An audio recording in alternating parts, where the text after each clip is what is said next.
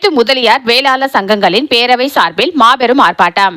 சென்னை எழும்பூர் ராஜரத்னம் மைதானம் அருகில் அனைத்து முதலியார் வேளாளர் சங்கத்தின் பேரவை சார்பில் பேரவைத் தலைவர் பழனி தலைமையில் வேளாளர் சமுதாயத்தின் நலனை காக்க மத்திய மாநில அரசுக்கு 5 அம்ச கோரிக்கையை நடைமுறைப்படுத்த கோரி மாபெரும் ஆர்ப்பாட்டம் நடைபெற்றது. இதுகுறித்து செய்தியாளர்களிடம் பேசிய தலைவர் பழனி, வேளாளர் பெயர் மீட்டெடுக்க வேண்டும் என்றும், பிற்படுத்தப்பட்டோர் பட்டியலில் வேளாளர்களுக்கு 10% உள் ஒதுக்கீடு வழங்கிட வேண்டும் என்றும், முற்படுத்தப்பட்டோர் பட்டியலில் உள்ள வேளாளர்களை பிற்படுத்தப்பட்டோர் பட்டியலில் இணைத்திட வேண்டும் என்றும், இடஒதுக்கீடு பட்டியலில் இல்லாத வேளாளர் பிரிவுகளை பிற்படுத்தப்பட்டோர் பட்டியலில் சேர்க்க வேண்டும் என்றும், சாதிவாரி கணக்கெடுக்க வருகின்ற பொழுது நம் சமுதாயத்தைச் சேர்ந்த அனைவரும் வேளாளர் என்ற ஒரே பெயரில் கணக்கெடுக்க செய்ய வேண்டும் என்றும் அரசுக்கு பல்வேறு கோரிக்கைகளை முன்வைத்து பேசினார். இதில் செயலாளர் நங்கை மணி முதலியார், பொருளாளர் பாபு, துணைத் தலைவர் மற்றும் வழக்கறிஞர் அணி தலைவர் வழக்கறிஞர் சங்கர், இணை செயலாளர் மற்றும் மகளிர் அணி தலைவர் தேவகி வேணுகோபால், அமைப்பு செயலாளர் வெங்கடாச்சலம் மற்றும் செயற்குழு உறுப்பினர்கள் வழக்கறிஞர் லோகச்சந்திரு, கஜேந்திர பாபு, வேணுகோபால், துளசி, முனைவர் சுரேஷ் பாபு, திவாகர், லதா மகேஸ்வரி, பூங்கொடி மற்றும் புதிய நீதி கட்சி தலைமை நிலைய இணை செயலாளரும் திருவிக தொழிற்சங்க செயலாளர் லோகநாதன் உட்பட நிர்வாகிகள், சங்க பிரதிநிதிகள் பலரும் ஆர்ப்பாட்டத்தில் கலந்து கொண்டனர்.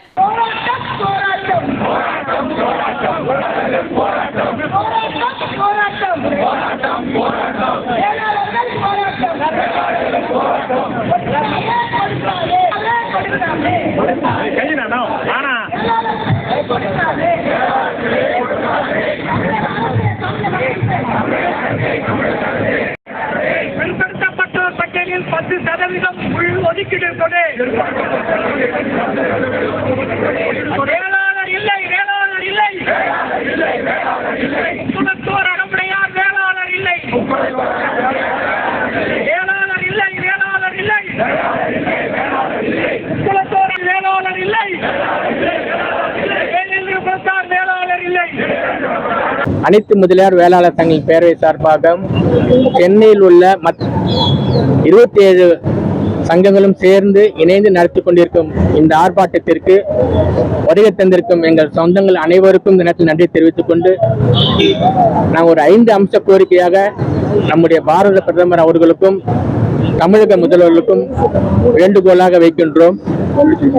இந்த வேளாளர் சமுதாயம் பார்த்தீங்கன்னா ஒரு 3000 ஆண்டுகளுக்கு முன்னர் உருவாக்கப்பட்ட ஒரு சமுதாயம். 2000 ஆண்டுகளாக தமிழ் மொழிக்காக பாடுபட்ட ஒரு சமுதாயம். பல்வேறு இயக்கங்களை உருவாக்கிய சமுதாயம். அது திராவிட இயக்கம் என்றாலும் சரி, தமிழ் தேசியம் என்றாலும் சரி, வேளாளர் சமுதாயம் முன்னிருந்து செயல்பட்டது. ஆதீனங்கள் இல்லை என்றால் தமிழ் மொழி காப்பாற்றப்பட்டிருக்காது.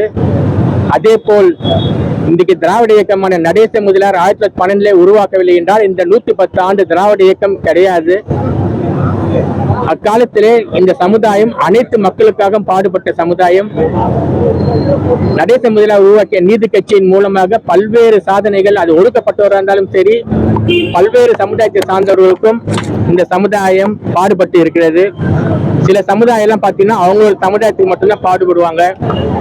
ஆனா பிற்காலத்துல திராவிட முன்னேற்ற கழகம் உருவானதும் பேர் அண்ணாவால் உருவாக்கப்பட்ட 50 தலைவர்களே 4 பேர்கள் இந்த வேளாளர் சமுதாயத்தை சார்ந்தவர்கள் என்பதை பெருமையோடு கூறிக் கொள்கிறோம்.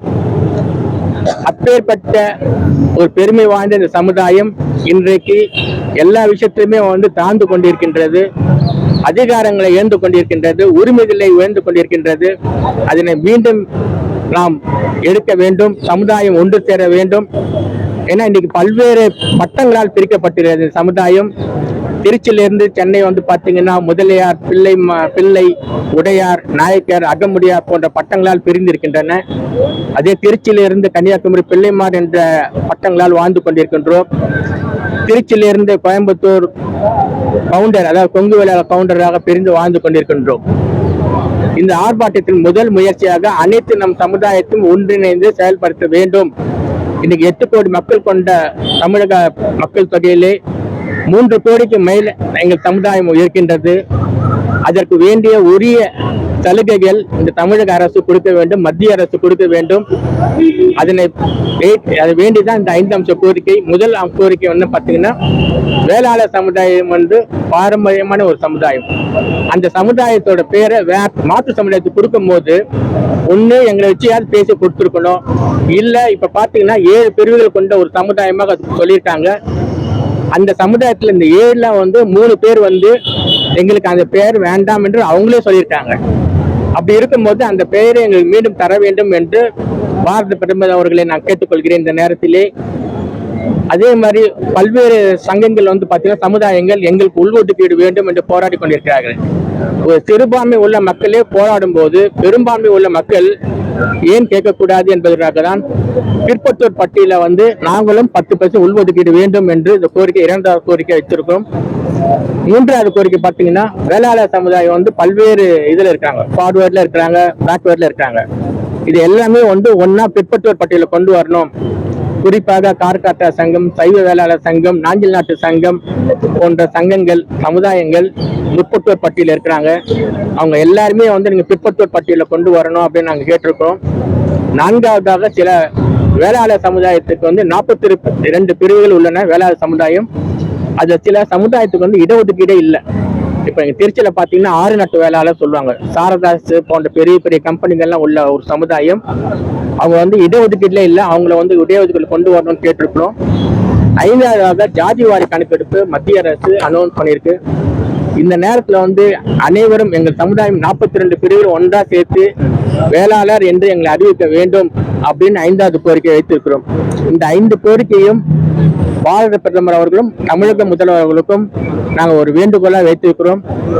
அதே போல சில பிரச்சனைகளும் இருக்கின்றன எங்க சமுதாயத்துக்கு.